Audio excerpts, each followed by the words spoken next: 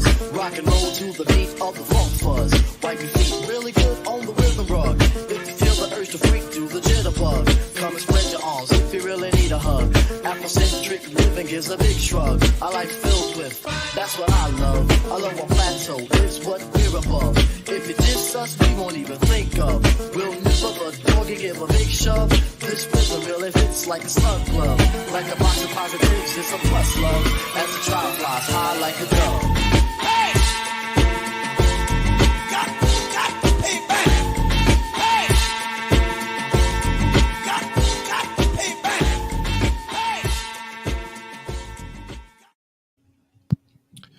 Oh man, welcome to the Hangout. The Hangout today is a special edition for the 36th episode of the Hangout. It's a special number. We so hung out that we lost a G. At the gangster side. What a hangout. Hangout. I don't want no hangout, but I'll take any hangout if you hang out first. What is up, G Major and the Austinator? Welcome aboard. I know Danny's on the job, so he might join us from the automobile. Okay. So how we doing, boys? We're doing all good. Hey, let me share something with you real quick. Share something with you. I'm going to share you real quick. Go ahead. So let me play this for y'all because this is how we're going to be doing. Lord Joe Sally, she's Bill Sweet.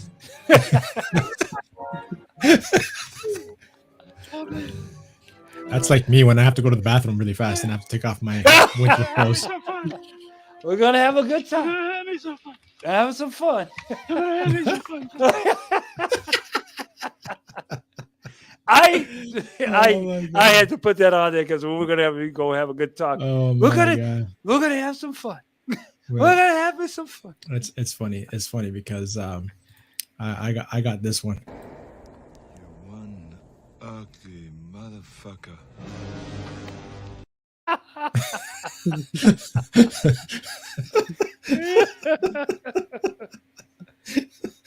Oh my god! Damn! I forgot about that. God. Oh my god!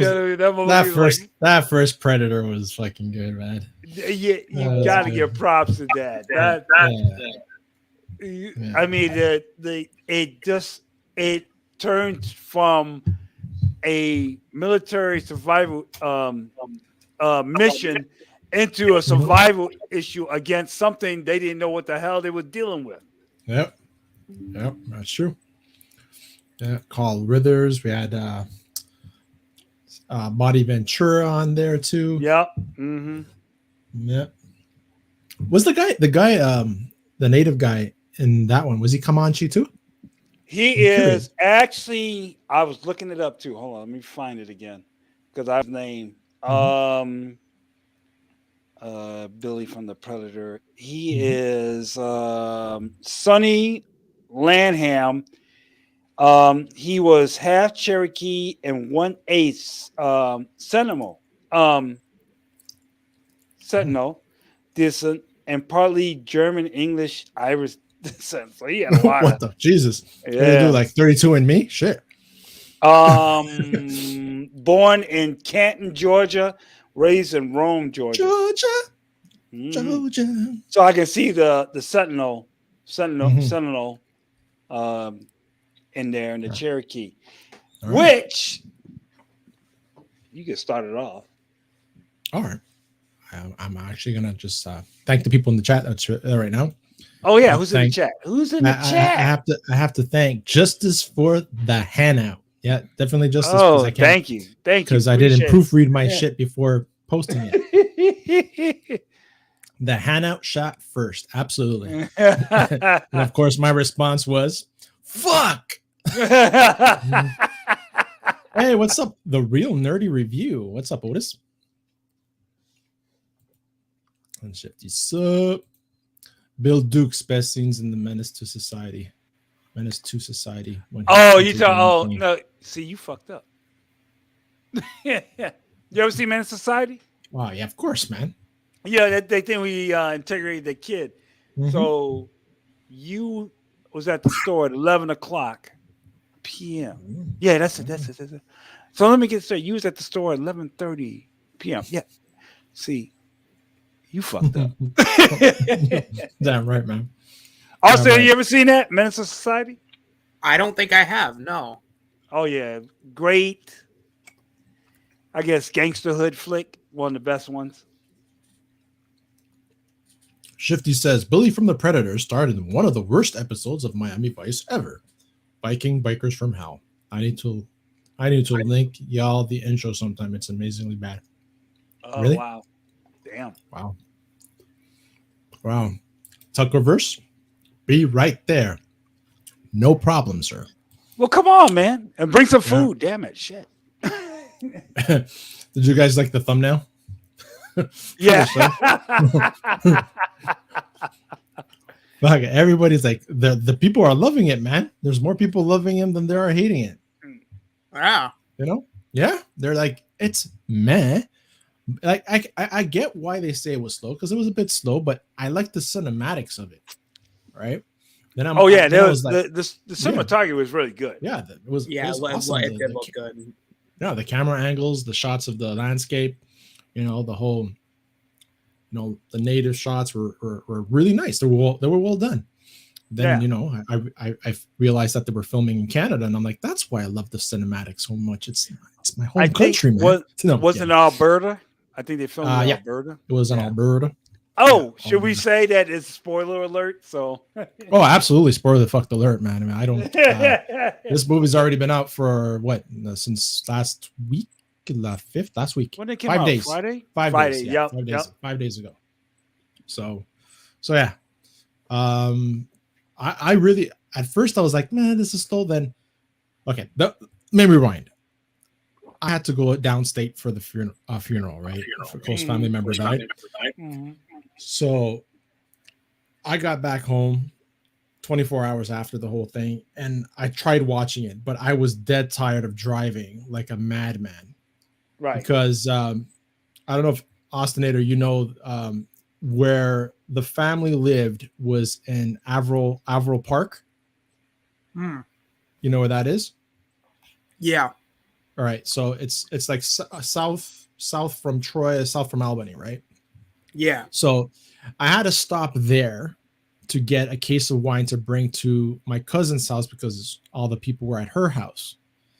I didn't know. I thought she lived close by because, when they goes, yeah, I don't live that far. I live close to dad. I'm like, okay, you live close to dad. That's good. And then all of a sudden, when I got to his house and I got the case of wine and I had to check in the GPS, it was an hour and 40 minutes away. Wow. And you know what? You know why I had to I've lost my shit? Because the route to go there, the Tecumseh Parkway, highway, whatever it's called, Tecumseh National Park. Anyways, it's this freaking highway that goes through a national park, and there's no freaking straight ways. It's all up and down and turn left, turn right because of the mountains. Oh my God. I was so exhausted after that drive, and I had to drive back coming that way and then all the way back home. Right. And when I got home, I wanted to try and watch it. I started watching it and I started dozing off because I was so damn exhausted. Not because it was boring, because I was just tired. So I watched it twice. I like the whole cinematics of it. You know what? I have no issues with the woman playing the part. I didn't see anything really exaggerated. Like, you didn't see her like pile drive the alien or anything like that, right? Right. But overall, man, I really enjoyed it. I gave it at first I gave it a 7 out of 10. I gave it an 8 out of 10. 8 out of 10. I liked it. We'll get into more details later. Hey, Jason, how you doing, man? Hey, what's going on, guys? Good. Shifty goes, I've seen it 3 times. No fucking spoilers. Yeah, you've seen it 3 times. What did you think, Shifty, in the chat? What do you guys in the chat think about the movie? Jason, did you like it? I haven't seen it yet, but I've been asking a little. I ain't had time. I don't have Hulu anymore, so I'm Wait, in the States it's not on Disney Plus? No, it's on Hulu, but I got you got one of those VPNs you can watch. I can watch it international. I'll have to watch it for Canada or England or something. So I have to watch it. Get the Canadian VPN. Yeah, and, I just say and get into your Disney. Yeah, get into your Disney Plus and you can watch it there. Yeah, I'm going to. It looks good though. I have some friends that seen it and they said it's really good. They said it's probably the second best one. They say the original is always good. I enjoyed the second one too, but they said this one is probably number 2 in the franchise. So I'm looking forward to it. I enjoyed it. I pretty much enjoyed them all. I mean, the last one was so, but yeah. Looks good, but see what happens. Says second best Predator. Comanche dub is best. Oh, come on. Yeah, you know what? I think I'm gonna rewatch it in Comanche. Yeah. Oh, there's a Comanche dub? Yeah, there's a Comanche dub. Oh, I did not know that. Oh my god, ladies and gentlemen, I'll hold your seats. We got T-Virus. Terrence in the house. Hello, what up, T? The movie was okay. I don't What care. Up, Terrence? 7.5 out of 10. I hope you're doing well, man. It's been a minute. Yeah, the best thing about the movie was the Predator itself until the end. Yeah, it was good. I'm gonna try to watch it this weekend. I'm gonna try to watch. Definitely do. Definitely do. School just started. So I've been just like way overwhelmed with work and getting the kids back. So I'll get time Saturday. I'll get a chance to watch it. All right. Ostinator, what did you think? Yeah, so I believe I saw it. I think it was like the day after it came out. Mm-hmm. It wasn't bad. I enjoyed it. I agree. It is very slow at the beginning. Like it's a very slow build. Right. The main female character, I forgot her name. Actually, what is her name? Hang on. Now I have to look. What's up, Anzo? I have to look this up to make sure. Anzo. What's up, Anzo? It is. Fuck. Naru. Something like that. Yes. Something like that. Yeah. I think she's a good character. She actually has some good.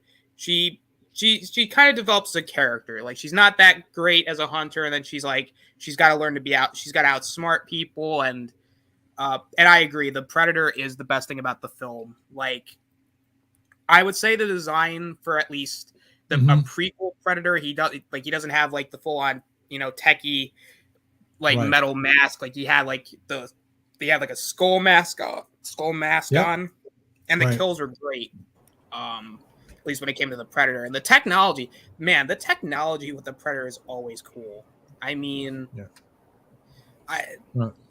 the way the Predator goes out, it's like I get what they went with that, but at the same time, it's like, man, that kind of.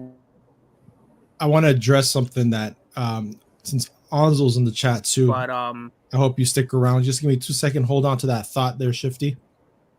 Ostinator, because I was reading the chat at the same time. So Terrence says Naru the Mary Sue. Now I saw something by on OG Star Wars' Twitter.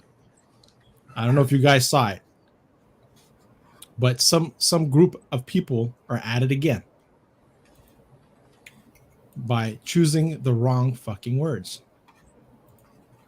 Hold on a second. Right here. Share bookmarks. You guys see that? So, this is what the article says. PREY follows Naru, a Comanche squaw, who is repeatedly told she's better than everyone else in her community and everything except hunting. Squaw. Oh, that is the equivalent of the N-word. Jesus. Okay. Good grief. Who? What site? Hold on. Jesus. So, OG Star Wars says, I can understand how many can see the character as a Mary Sue, but come on now. Did they have to go there with calling her a squaw? I have despised that word since I was little. It has been used against me in a derogatory and racist ways. Yep. That kind of, when I saw that, I'm like, God damn it. Same group, huh? Yeah. Yep, same group. It's a pattern, man, and they don't give a shit either. They don't give a shit what people think. No, they don't. So, but let me ask y'all a question because y'all have seen it. Yeah. I know Danny, he's a big Predator franchise fan and all that. Would you have seen it in the theater? Okay, because I guess it didn't hit the theater at all in the United States. I don't know about international or not, but I mean it was straight to Hulu. So would you have been satisfied to see it if you would have saw it in the theater? I mean, as a movie, or just you glad it went to streaming automatic? That's a thing, right? It did so well that I don't think they expected to have the reaction of the fans like it did, because there's a huge following that really likes it. Like I think it's at 90 something fresh score and 80 something critic viewer score or something like that. Mm-hmm. It's crazy, man. It's insane. And Terrence, no, you're good, man. I know you didn't mean anything by that. It's just that you reminded me of my bookmark on my Twitter that I did for that. I know you're good, Terrence. You're good. Well, that's what one of my friends that saw it, he really liked it. He said, "Damn, this should have went in the theater," because the last one wasn't the best Predator, I would say, of the franchise. The last Predator, I think it was The Predator it was called. Yeah. But that sort of put a little sour note in there. Even Danny said it wasn't the greatest. But I mean, in there. Hello. Poof. Hello. Can you hear me now? So go ahead, Austin. You can go ahead and finish what you're saying. Sorry, I just didn't want to lose my train of thought. So that you were saying the techiness and stuff like that wasn't that looked good and stuff because the fact that was it as advanced? I'm worried. Yeah, I would say because the Predator has always been a very advanced, species, I guess you could say. Mm-hmm. So it made sense for him to be way too advanced here, especially where they're more in the, I guess maybe projections. I would say maybe like before really settlements, before America really came to be. So I mean, for what it is, I mean he had a spray that he sprayed the head of an animal, and it became like a skull, and he just put it on his belt. Okay, that was pretty sick. And then he had like a net, and of course the 3-dot sniper that always looks. Yeah, and the fact that it wasn't lasers, right? Solid. I don't. Yeah. It was an actual gun. Exactly. And I also like that they didn't show the Predator fully at first. Like you see him, he's invisible, and you see little glimpses of what he looked like until towards the end of the movie, which I mean the design looked good. I'd say overall, I don't know if I would have went to see this in the theater because the trailers for it didn't look that great. It was just it's it didn't look great to me, so it was I was gonna pass on it. And then I heard everyone was like, "Oh, this is pretty good," and I'm like, "All right, I'm gonna see it then, see if this is what it's all cracked up to be." But it was solid. I don't know if it's not my favorite Predator movie. It's not. I'd say it's number 3. I'd still put the first and the second one over this, but I'd probably give it solid 7. Cool. G Major? I do agree with everybody. It did start off slow. What I liked the most about it, that it was more of a prehistoric Predator. It wasn't the Predator we know. Mm-hmm. And I'm glad that they didn't just keep him hidden that much. Because we already know what he looks like. I like what they did with it. He had the sniper sights, but he didn't use lasers. I definitely loved that part. Using special, I don't know, arrows, I guess, or what it was. But you could tell that they learned to advance their technology to hunt better. Mm-hmm. But yeah, to me, this should have been the third Predator, if not the second. The end with the pistol. I was very cool to do, which makes me question also Billy from the first Predator. And he knew that thing was out there and he went after it. Is Billy a descendant of the ones that fought the first Predator? Mm-hmm. So it made me question that. But Yeah, that's I why enjoyed it. Yeah. Yeah, I enjoyed the movie. I mean, I already watched it twice already. I'm like, this is, pretty good. I mean, you got the funny thing is there's the fans of the Predator like hating it already. I was like, damn, why y'all hating so much? I'm like, y'all, that's dumb. No, I don't hate it. I really don't hate it.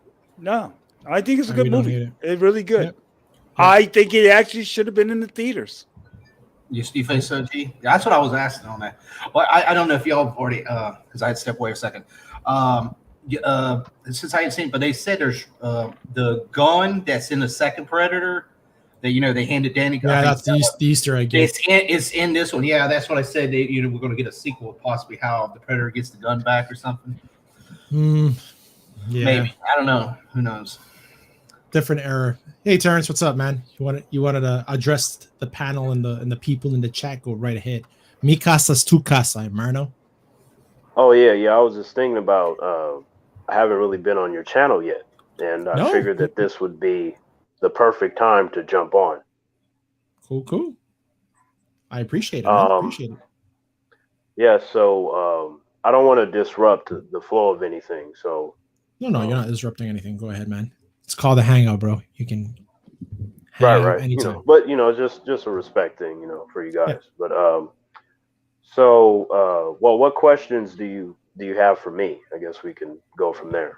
Well, the question I have for you: did you like it? You said 7 out of 5, 7.5 out of 10, right? That's what you said. Right. Yeah. Go ahead, man. Tell me how you felt about it. Yeah. Objectively, I thought it was okay. Solid. Definitely better than the last two, because the last two were trash. Like the Predators, just terrible films. Like especially when you compare them to the first two movies. And this one I felt was better, but there were issues with it, like the plainness of the movie, for example, because they had a small budget for the movie, right? Because they did not have any faith that it would do well because the last two failed in the box office. So I'm not really on that same train of like, put it in the theater and it would have blew up. And I'm like, no, because the last two movies are any indication but that. So I don't know about that. But like streaming is different, because when it's on streaming, a lot of humans are at home and they just kind of click on it. So it's not the same thing as going out of their way and then taking the whole family and spending money on it kind of deal. Right. Right. But, just overall, I didn't really care about the human characters. Like Naru, she was okay, but you're probably wondering why I called her a Mary Sue. And I feel like because you've seen the movie, you have to have some kind of idea what I'm talking about. And I'll give you some examples. So now at the beginning of the movie, it's already established that she's a badass character, just straight off the bat. Like the way that she can throw her axe, the way she moves. She doesn't move like any regular human being. Like even I know with my training that you have to have a lot of training just to move at those speeds with that kind of agility. So that's established. And then it's established that she's good at medicine and all these things, right? So there were no weaknesses of the character set up. So I was like, she's just a beast. So there was never any need for me to worry about her character getting damaged. And then the thing that struck me is like, okay, aside from her being beast, because me, Guy Scar, I like a badass woman when she's written properly. Like I love that shit, right? That just you've heard all the colorful things I've said about that. But I was okay. Let me see what her personality is like and what her motivations are. And then he got to that scene where they're like, "So Naru, why do you want to hunt with the men?" And then she was like, "Because you believe that I can't do it." I was like, "Oh my God!" That was okay. Weak. Yeah, that was weak because It would have been cool if she would have been like, you know what, like I want to see what it's like to be a hunter. Maybe look out for my brother and you know, in the event of something happening, I could maybe take care of myself, help you guys out, like something reasonable where I can get behind that. I'm okay, you know, that's respectable. She wants to, you know, prepare herself and try to help out. And then if it don't work, that's fine. But just that whole, you know, I need to prove to you that I'm a strong woman because you believe I can. That's like the weakest motivation ever. It's so typical and basic for these types of female characters. And I'm not a female, but I found that to be insulting, and I'm not a woman. So, you know, it is what it is. But then after that, you realize that, are we going into spoilers? Because I don't want to. Yeah, go ahead.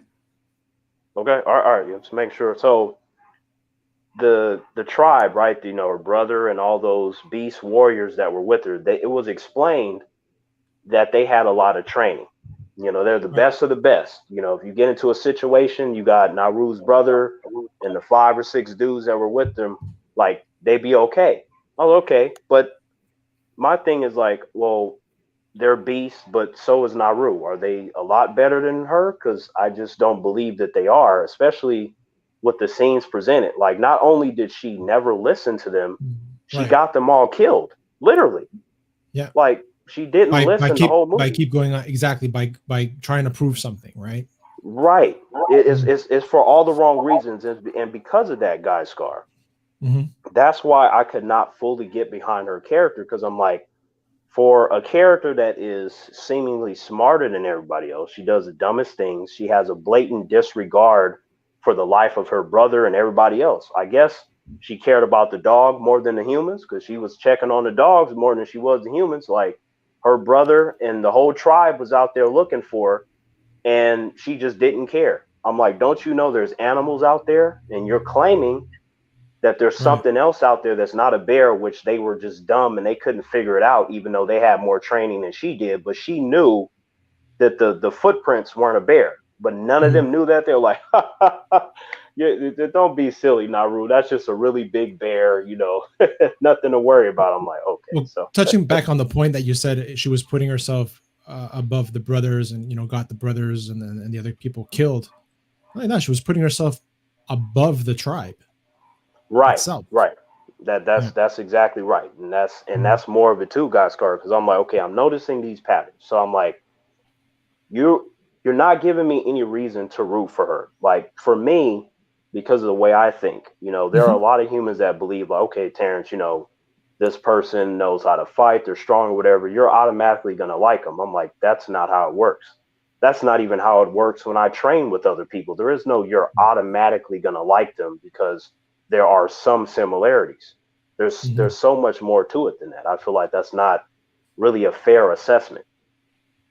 So the film keeps progressing, and the guys just keep making the dumbest decision. Like, you had this warrior talking to Naru, lecturing her about how you got to be ready. You can't hunt like that. You don't know what you're doing. And then he gets attacked, and we saw what happened from there. So I'm like, you're criticizing this woman for not being dumb, and you did the dumbest thing in that scene, in that environment, that anyone could tell you was just the dumbest thing to do. How was that safe? Right? So I'm like, okay, so that's a pattern. So then, you remember that scene, Guy Scar, where there was an exchange between Naru and one of the guys from the tribe? Yeah. She whooped him like a child that stole something.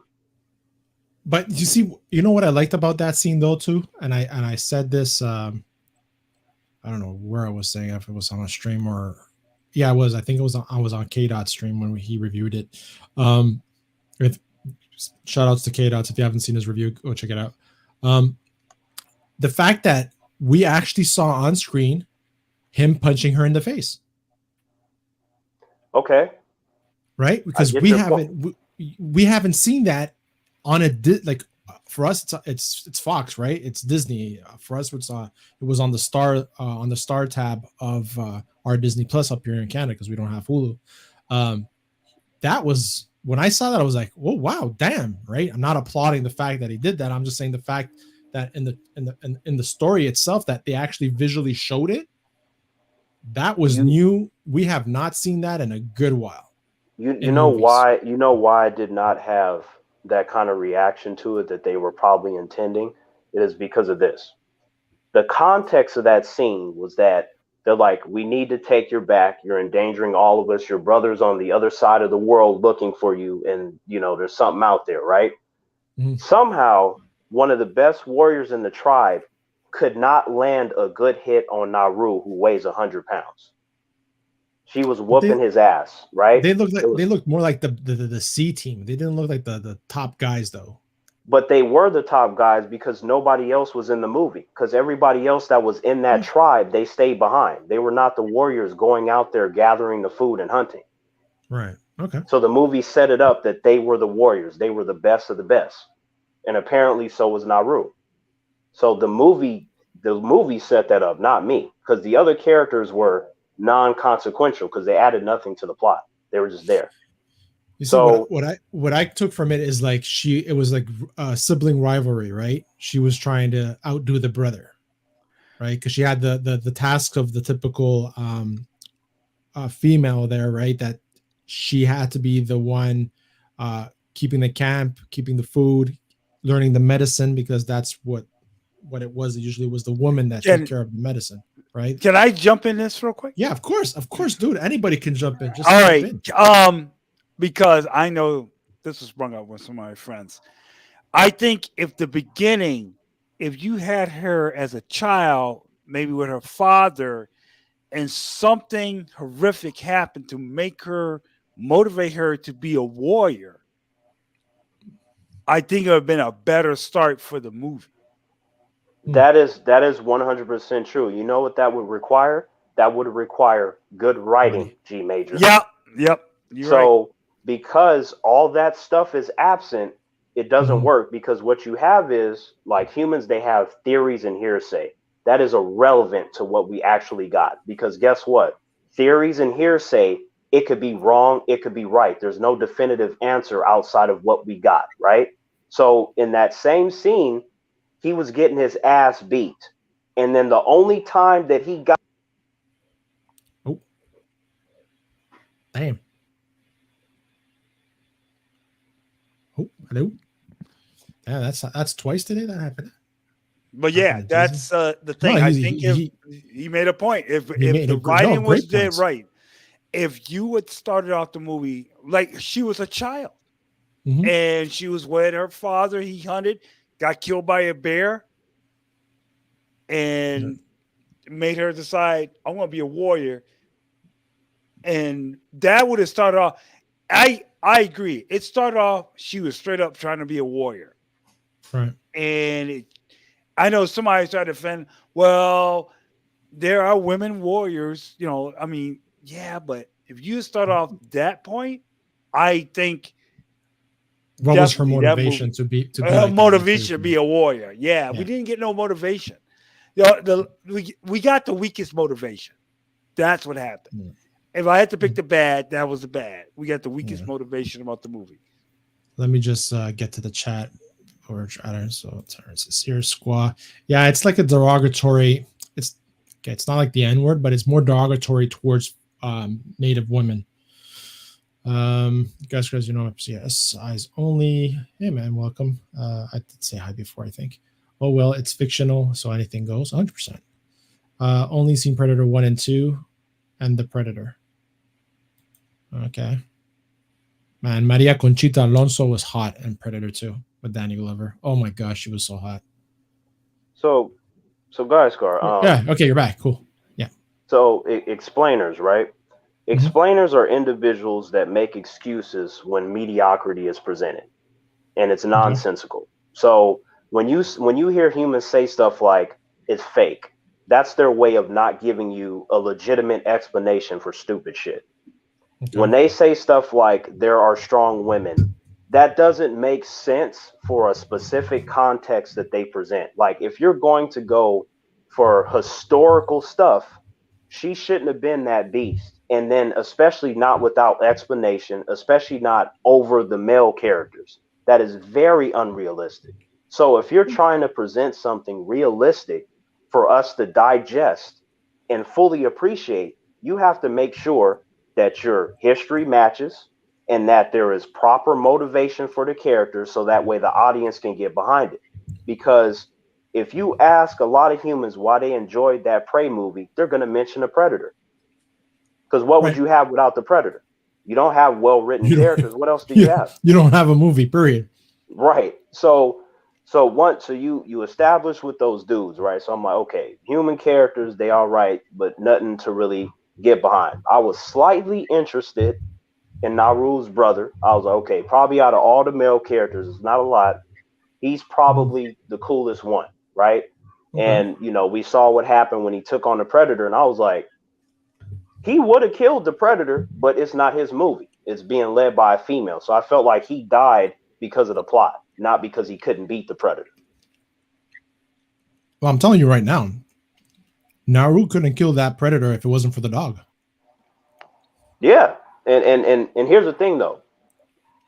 Humans will highlight that dog, but I'm telling you, like, throughout the course of the movie, right? Because even when she fell out of the tree and the brother took her back, and even the situation with the dog, every time you saw Naru, it was already established that she had a lot of skill, and she only got better throughout the course of the movie. So, and then as we saw her take out those men, 4 dudes like they were children, I'm like, there is no reason why I need to be concerned about her fighting the Predator. Because for some reason, the Predator himself is like, you're not a threat. I'm like, are you sure, Mr. Predator, sir? Because she's taking out all these men like they're children. If you ask me, she's a threat. Right. What do you mean? And then remember this is the one key moment when I knew she was going to win, guys. Scar, you ready? Tell me. So, so when she delivered, and everybody knows this right now, some might act like they don't, or they might try to deny it, but everybody knows this that has seen a lot of movies, especially in the last 4.5 years. If a female character delivers the I am a woman speech, she is automatically going to win the fight. Because that gives her almost as much happiness as Batman's prep time. Almost. Okay. Because remember, it was a build-up. The camera angles and everything was setting it up. And they try to create this false tension that was absent the entire movie. Because remember, the Predator, he was wrecking the humans. It was beautiful the way he was killing them. I'm like, man, these kills are amazing. I'm like, if I'm going to rewatch the movie, it wouldn't be the whole movie. I would just skip to the Predator scenes. Like the way he was handling the bear and stuff. It just beautiful. Love it. Wasn't that a freaking strong beaver home? Yeah. You know, yeah. Oh, yeah. Right. Right. That was like freaking amazing. Yeah. It was now, amazing. I wonder, would it change the pace if she took down the mountain lion?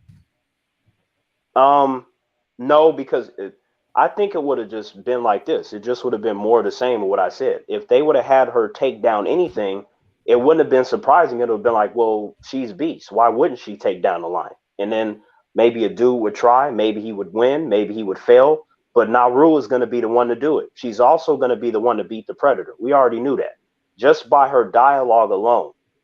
So, and it's always that typical path, right? So they will use, in this case, the Predator. They used a beast Predator, like he was, looked different from the other ones. He had a shield that was better than Captain America's, the way that went around and stuff. I'm like, that's a great shield right there. I love the Predator shield, man. I was so focused on his weaponry and with the arrows and stuff. I'm like, whoever wrote the Predator, they need a raise. Everybody else need to be fired, but the one who wrote the Predator need a raise. So then it was just like this. So you had the Frenchman, right, when he had his gun and stuff, and then she went into that I am a woman speech. Which were terrible, by the way. Oh, absolutely. They were absolutely that main terrible. French dude, he had an accent. That was not French.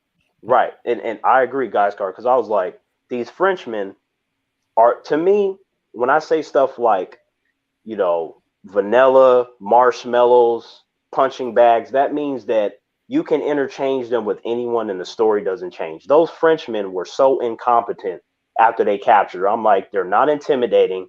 I don't see how they had succeeded in anything in life because they made the dumbest choices. They weren't even watching her. I'm like, how you lock somebody up? So that the Frenchmen got their asses whipped by England here in the Plains of Abraham. That's why Canada became Canada, because they wiped their ass. They killed them because exactly that. Continue.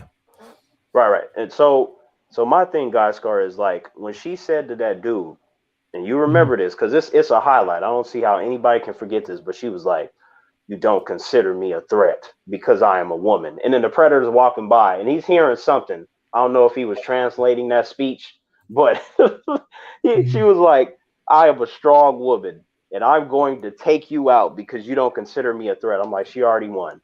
That Predator walked by her. He was probably translating that like, "I'm sorry, I don't fully understand. Is that something from 2022? No matter. I'll just go ahead and kill this Frenchman." And then we saw how she took out the Predator. And I'm like, if I go back to the first two movies, right? Especially the first one, Guy Scar, to me, which is by far the best. Oh, yeah, no doubt. That movie is full of badass male characters. When you think about muscle bound, headstrong, mentally strong, you want them to show up when shit goes down. Predator 1 is full of those men, including with Arnold Schwarzenegger, right? You got one guy talking about, hey, man, you're bleeding. He like, "I ain't got time to bleed." I'm like, that's one of the coolest lines in action movies. "I ain't got time to bleed." I'm like, it's just the quotes and everything. And they all got wrecked. Every single one of them just destroyed. These strong, big men wrecked. And then Arnold's character almost died 5 different times in the movie. And then when he was One ugly motherfucker. when he saw that hides his heat signature, that was luck. And then when he fought the Predator, he backhanded Arnold like 60 feet. I'm like, you know how strong you got to be to lift Arnold off his feet and send him 60 feet in the other direction? Right. And then he, we saw that he killed the Predator, but he got lucky. And Danny Glover fought the Predator the whole movie, going all up and down Los Angeles. They were on rooftops. They were in bathrooms. They ended up fighting on the Predator ship and everything. Like, Danny Glover struggled so much that when he finally killed the Predator, the other Predators had to show up out of respect because he was that beast. But Naru's win was more of, how did this happen? Like, the dog brought her the axe.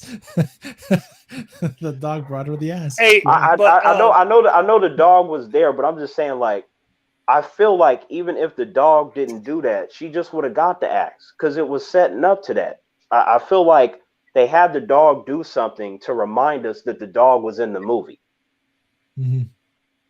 Terrence, I brought up a point. I think you dipped out was they should have started off with her motivation to be a warrior, like when she was a child with a father and something happened, and it motivated her like, I don't want to see her make medicine, cook for you. I want to go out there and kill because something happens to somebody I know. The fight scene was wicked with the brother. That was well done. It was well done. It was so well done that I was like, the only way that he can lose this is because he's not a woman. Because he was whooping that Predator. The Predator was too slow to hit him. That's one thing to note from a combative standpoint. He was stabbing them high and low, and he was doing what I would do to a much bigger opponent. Chop their asses down into their on eye level, and then you kill them after that. That's what he was doing. Right. So he did that, and I was like, from a fighting standpoint, that is realistically how you would take down a stronger opponent. Chop him down to size. And then the Predator was just like, I'm sorry, I got to cloak myself. You're not Naru. I can't let you in. The plot ain't going to let you in. So you ain't going to be able to see me. He pulled a John Cena. You can't see me. And then that's when he got wrecked. Cena. Heard that, Austin? I did. I'm going to kick out at 2. Yeah. Because, he was doing so well. It wasn't like he was getting hurt, right? Like, it was going back and forth. Like, he was whooping that Predator's ass. I think if you look at all the Predator movies, including the AVP movies, but just specifically the 5 Predator movies, that is the most definitive ass whooping I have seen of any Predator versus a human. Look at that shot. That's a nice shot. That is a nice shot. It was one-sided, right? So I'm like, how did you go from destroying the like, you know what that reminded me of? Like, I used to watch a lot of UFC. I still watch it from time to time, depending on who's fighting. But just from everything that I've seen with UFC, it reminded me of a fighter that's winning like the whole first 2 rounds, right? Just whooping them, kicking them, knocking them down, putting them in a submission.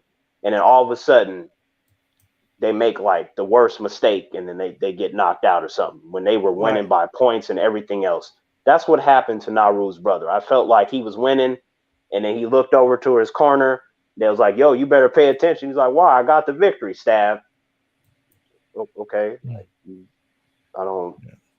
We need to go back and rewatch the tapes because you shouldn't have lost like this. But you did a good job. We will remember you in history for, giving the Predator that work. But yeah, I'm sorry, man. You're not Naru, so you can't do it. Oh my God. Well, I respect that take, man. Terrence, you know that. Just gonna get to the chat. So DQ says, what do you think of Giancarlo Esposito possibly being offered the role of Xavier? I don't really mind it, but I know there's people out there that do mind it, but I believe that they should I think he's too old for it. Because if they're gonna have Xavier, they're gonna be running with that character for a good I think they usually have a 10-year plan. And I think he's like 60. So if something happens to him, they're gonna recast him with a white guy. After you know what's interesting, Guy Scar. Mm-hmm. I predicted that they would. Now they haven't like announced anything, but they probably will. I figured that they would race swap and fuck up the X-Men. I knew they were gonna do that shit. Like as soon as they presented Charles and Doctor Strange 2 and they fucked him up like that, I was like, I bet you anything when we get the main X-Men, it's going to be worse. If you thought that was bad and unfair to that character, just wait when they have their own movie. It's not going to be good because I'm like, and then not to mention that silly stuff with Ms. Marvel at the end of the show. We don't even need to talk about that trash. Mm-hmm. But the thing is, if you change Charles Xavier and Magneto's ethnicity, you change their whole fucking backstory. Because I know that you're going to have humans that, went on Google and they're like, but they were based on Dr. King and Malcolm X and the Civil Rights Movement. Yes, that's very true. Mm-hmm. But those characters are not black and their origins are not black. Magneto is a Jewish guy and Charles Xavier is a white guy. It is what it is. They don't have that. If you make them one or both of them black, you fundamentally change the character. Mm-hmm. Why would you do that knowing that this is the first introduction to the X-Men? Yeah, I agree with you 100%. I don't think it makes sense of having him play. But then again, it's Marvel, it's MCU, right? Like you said, Terrence, and I think we spoke about it on another stream that our fear is that they're gonna fuck up our X-Men. And that's exactly why I'm not excited. Yeah, by recreating them. I'm more just curious to see what's gonna happen because let's be honest, and I think we could. Everybody said this on the show in the past. That last phase that we got was the weakest phase ever. Oh, absolutely. And you know why? You know why that is, Guy Scar? Because like the first 3 phases, right? There were some weak spots, but there was enough of the other stuff where you could cleverly cover it up to where others won't focus on it that much. But this past one, there's too much of it to where I'm like, are you being paid by Disney to say that this is great? Because you should know better than that. I'm like, come on now. And then I would just have a series of questions. Oh, Kevin Feige took a vacation. Don't know what the hell was going on. Right. Shifty says Esposito is 64. Stewart was 60 when he was casted. But it made sense. Let me say this. Even if he were 20, it would still be a stupid idea because it's dishonest.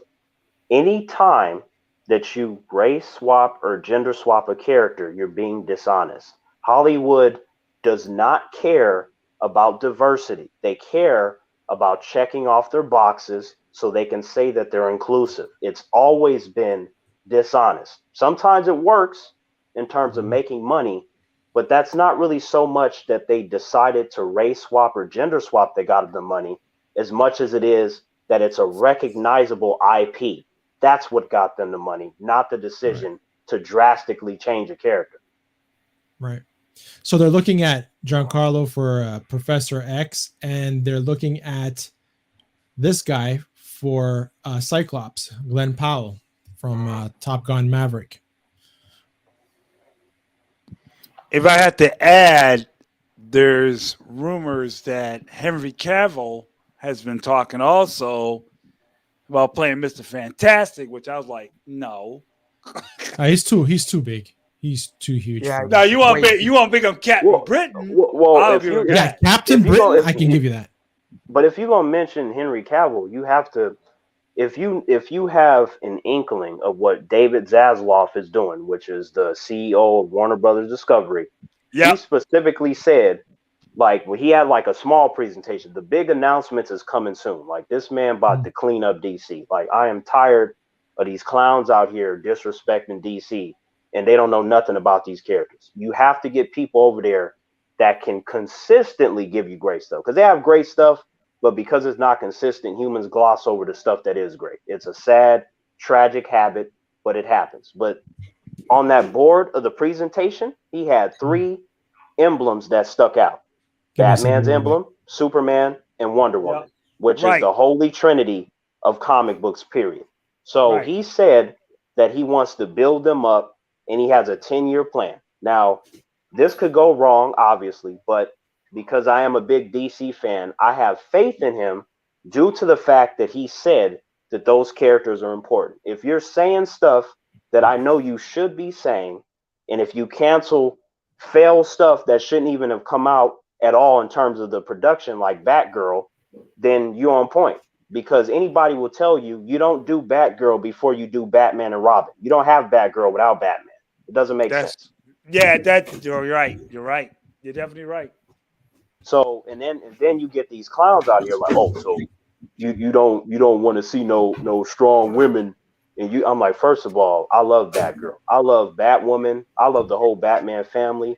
Wonder Woman is awesome. Like, I usually have to clap back and shut these idiots down because they say the same things when they have nothing to say. They try to paint you as a sexist, as a racist, and all these goofy things because they're not smart enough to come up with intelligent arguments because they got nothing to say, right? But they don't care. Just let me read what, because it touches what you were saying before, right? In this article, it says, "No, I'm not tired of characters being changed for diversity. While people complain about characters being whitewashed, like the Ancient One, leave characters as they were originally created by their creators. Social justice warriors and tourists like you have no business changing characters.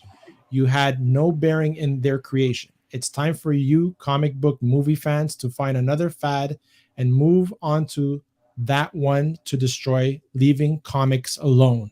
Tourists." That's I pretty, agree. I don't. That's think pretty you need tight. to you don't need to change the character for me. I mean, I collected the comic books back in the day. Right. I know what the characters are. I mean, I'm good. I'm good. 100%. Now, You don't need to make me happy. well, you see, and here's the thing, right? Like, and I keep telling humans this, and when they think about it, they know what I'm saying. When they try to these things that they've been doing, like with DC, right? When you try to mess up a DC character, the backlash is so extreme. The reason why you can consistently change and mess up Marvel characters is because outside of the ones that are already fans, they don't know these characters. So there's not the high level of expectations. You cannot get away with messing up Superman, Batman, and Wonder Woman the same way you can one of them C-level Marvel characters. You can't. It's not comparable. So that's why you're dead right. If they would have came out with a black Clark Kent, They did. I think they canceled that. They canceled that. Oh yeah, David Zaslav was like, and as we keep hearing over the days, he's canceling more and more stuff left and right. He's getting rid of all that nonsense because it doesn't need to be there. Because you already have characters that match what they want. They just don't use them, so you never find out about them. There's always that argument like, well, nobody knows them. I'm like, have you seen the Marvel Cinematic Universe? Did anybody know them before those movies came out that weren't reading the comics? No. Right. The answer is no. And look at what they did. Look what they did with Iron Man, right off the bat. Right. Look at what they did with everybody. I'm like, unless you were Spider-Man, X-Men, or Captain America, even the big green guy, Hulk, nobody knew who you were outside of the comic book community. Those are the top sellers right there. And in terms of teams, I played the fifth. I'm 58 years old. I knew Iron Man, Submarine, and all that back in the day in the 60s cartoons. So well, yeah, but you are a Marvel fan though. You're different. Right. I'm talking about the average Joe that works at Home Depot. Yeah. You know what I'm saying? Because it's like, I hear you. I hear you. right, you're right. So, we would be the exceptions. Like we would be the ones explaining to others how stuff is wrong, right? But they won't necessarily care in the same way because there's no attachment. They only want to be entertained because they don't know the difference either way. And it's because they don't know the difference is why it's unnecessary to change it. Because now the Marvel brand is recognizable. You can get away with anything. You could put bad stuff, mediocre stuff. You can elevate trash characters that nobody cares about. It can become this hit show or this hit movie, and nobody is batting an eye, and nobody is brave enough to call them out when they do something because they don't want that work. They don't want the backlash. They don't want to be branded as somebody hateful, even though it has nothing to do with that. It's just a love and a respect for the characters, which they clearly don't have, which is why they're okay with, oh, just change them and do whatever you want. I'm like, no, because why would you want that? Like, who was talking about a black Clark Kent before some clown in Hollywood put the idea out there? Nobody was talking about that. Right. Who was talking about a black Charles Xavier before they mentioned Giancarlo Esposito? Nobody was talking about that. They were talking about who's going to play him back in the day. And then we got Patrick Stewart, and that's the whole story. There's nothing else. Yeah, I think it's just people are gonna get. What do you guys, Austin and Jason? You guys been quiet, man. What do you guys think? What Terrence just said? Well, I like Giancarlo as an actor, but to me it's like, well, in realistic sense, I don't really care what race you are as long as you're a good character and the actor is the right fit. But but when you race swap characters, you're not really doing the comics justice in a way, or the characters, because I understand that the movies are their own thing from the comics, but I always say that the movie should at least try and pay respect to the characters and try to be somewhat accurate while doing their own thing. But sometimes it can bite you right in the ass, because when you do shit like that, then you're kind of alienating your audience in a certain way. Yeah, so you're like, your hardcore long-term fans that were buying that book, that believe that that's what you're going to get on the big screen, and then they completely change it. Absolutely. Right. And here's the thing, guys, right? So with me, right, because I have to remind humans, I'm like, when I say stuff against race swapping, now, Hollywood, they want me to like it, right? They see me, they're like, you're a black man, you should automatically, raise your hand in the air, yay. No, I'm not. I care about characters, right? Because I tell those same humans, guys, I'm like, you know who my two favorite superhero comic book characters are? Batman and Superman. They're fucking white. So, I guess they expected me to say Blade or Luke Cage or John Stewart Green Lantern, right? Because they're black. I have to automatically like the black ones, right? Now, those are great characters, but I'm just saying, for you to assume that I should automatically like them because I'm black, while you're calling me a racist, that's some racist shit that you just said when they say stuff like that to me. Right. So it's just weird to me. I'm like, when I was reading Batman and Superman as a kid, I never said to myself, I would like them more if they looked like me. That's stupid. Nobody thinks like that, because if the characters are good and compelling, you just want to read more of them. You're not thinking about gender and ethnicity. You're only thinking about that if they're changing the characters. That's when 100%. You think about it. And who do we have to thank about this? It's the people that keep bringing the issues up, right?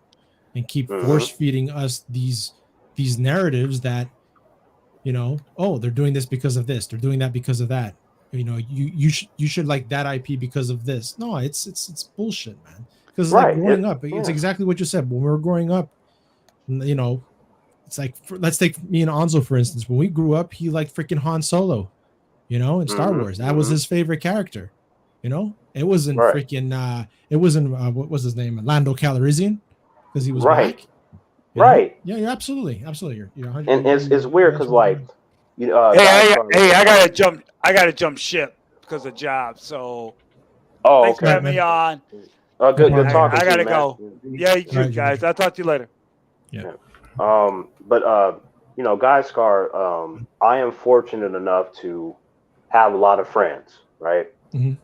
Different genders, different ethnicities. I have a lot of Hispanic friends. Like back when Agents of S.H.I.E.L.D. was on, right? Season 4, Robbie Reyes Ghost Rider, right? Okay. They did a great job with him. I was on the plane of like, hey, give me one episode centered around Robbie and I'll be good. Just one whole episode to himself. They gave him the biggest arc within that season. You know, a lot of people are saying that, and I still haven't seen it. Trust me, Guy Scar, you got to check it out. If nothing else, just like what season was that? The first season 4, because you had 3 arcs in that season. You had the Robbie Reyes Ghost Rider arc, you had the Agents of Hydra arc, and then you had the LMD arc, which are machines, androids. So they had 3 different arcs within Agents of S.H.I.E.L.D. season 4, and Robbie Reyes' Ghost Rider had the biggest arc. And they did a great job with him. I loved it. Now, I was watching it, right? Obviously, the character Hispanic, right, and all that. So my Hispanic friends, they didn't just automatically want to watch it with me because he's Hispanic and they're Hispanic. You know what I mean? Yep. It was more of like, oh, shit, who is this? And then, you know, they saw me into it and, you know, they were paying attention to my reaction. They was like, oh, okay, well, you know, based off of them being around me, they know if I'm having certain reactions, they must have did something right. They know me well enough by now to know that. So they're like, oh shit, okay. So they did a good job, huh, Terrence? I'm like, absolutely. Not only did they do a good job, they did a great job, and they gave me more than what I wanted. I was like, one episode is good. They gave him a whole arc, and that actor who played him, man, I'm telling you, like they just snatched him out of Marvel Comics, Robbie Reyes' Ghost Rider. And I'll tell you this, Guy Scar. Now, this may not mean a whole lot per se, but you remember the 2 Ghost Rider movies with Nicolas Cage? Yep. Erase those and just deal with Robbie Reyes from Agents of S.H.I.E.L.D. because he's a million times better than any of those movies. Period. Cool. Awesome, man. I think with that, we covered everything in Terrence's book of encyclopedias with all these characters. So thank you so much for jumping on, man. But we're past the hour mark, and real life has me doing other things. So yeah, Terrence, man. My bad, Guy Scar. I know I just like randomly popped in and stuff, but you know what? I'm glad you did. It's long overdue. And like I said, man, I appreciate everything you bring. You're like a book of knowledge from both Marvel and DC, man. And you know, you speak hard facts, and when you bring an argument, you bring the facts too. So you know what? I always appreciate your take on things, man. I appreciate you for, you know, letting me come on randomly. I mean, you know, you're controlling this. You could have been like, nope. And I'd be like, all right, well, I will talk to you another time. But I just, you know, I had a little bit of time and I was like, you know what? I should have been on your channel a long time ago. Like, you know, so I figured, now might be a good time. Yeah. So. Absolutely, man. Absolutely. So Austin, what do you have coming up? Well, right now I don't got a lot coming up. I mean, I got work, so as of right now, I'm just kind of doing whatever. So, I mean, I might do some gaming stuff. I might stream here and there, but other than that, I'm just kind of floating around and kind of goes wherever the wind takes me. Good, cool. Jason, what you got going on? Jason Lee Tucker, what do you got going on? Man, I hope the Predator didn't get him. Yeah. Jason, what do you? Oh, sorry, guys.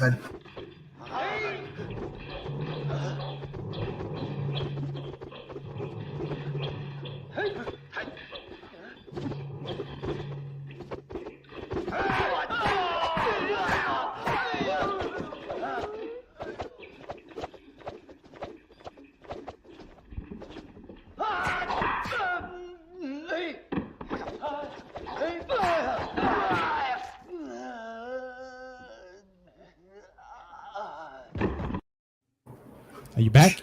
Yeah, I was having some computer issues. It was freezing up on me there. What do you got coming up? I was going probably not going to stream tonight. I was going to usually stream that coffee stream with Mike. Probably maybe Friday. I've been really busy at work. It was back to school today. It was the first day back with the kids and all that. So it's been a long ass day today. So, but yeah, I've been posting some little wrestling clips and stuff. But hopefully maybe get something this weekend, and maybe I'm hoping to get to see watch that PREY movie. So. Definitely check it out, though. Definitely check it out. Yes. Oh, absolutely. Definitely watch it. Yeah. And Terrence, what you got going on? Don't have much planned. I definitely have a lot of videos like saved up. I tend to, at first I had the whole, I would plan them out and then drop them. And then I just kind of was doing it at random. And then I went back to planning them out. So I usually have, several dozen saved, and then I just drop them at different times, with the exception of if something comes out and I just jump on and talk about it. But yeah, this is going to be my last year on this platform, by the way. Like once it turns 2023, like Terrence is vanishing. Like, I'll still like watch stuff and, maybe comment, but I won't be doing any more videos or posts or live streams or nothing. Like Terrence will be gone in a couple months. So, what made you make that decision?